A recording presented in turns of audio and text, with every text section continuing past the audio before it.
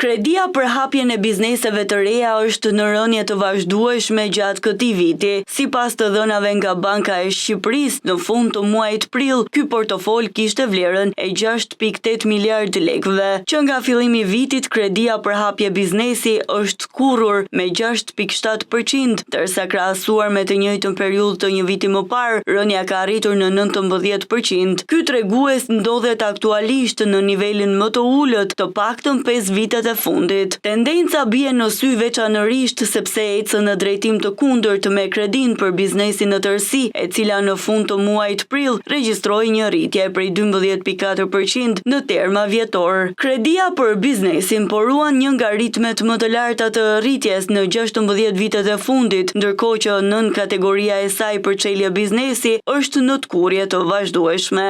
Edhe pse pesha e kredis për hapje biznesi në totalin e portofolit bankar ka qenë gjithmonë e ulët, pas pandemisë ajo ka rënë më tej, duke zënë sot vetëm 1.2% të portofolit për sipërmarrjet private, nga rreth 2.6% 5 vite më parë. Ky fenomen shpjegohet në pjesë të madhe me mungesën e një historiku financiar të bizneseve të reja, çka e bën të vështirë vlerësimin e rrezikut nga bankat. Si rrjedhoi financimi për nisje aktiviteti jepet më së shumti për projekte të reja të klientëve ekzistues, të cilët kanë marrëdhënie të mëparshme me bankat dhe ofrojnë garanci të mbështetura në aktivitetin e tyre. Në këtë boshllëk, rolin e mbështetjes e marrin zakonisht institucionet financiare jo bankare, të cilat janë më të gatshme të financojnë mikrobiznese, sidomos në sektor si bujqësia apo turizmi, shpesh në partneritet me fondacione zhvillimi.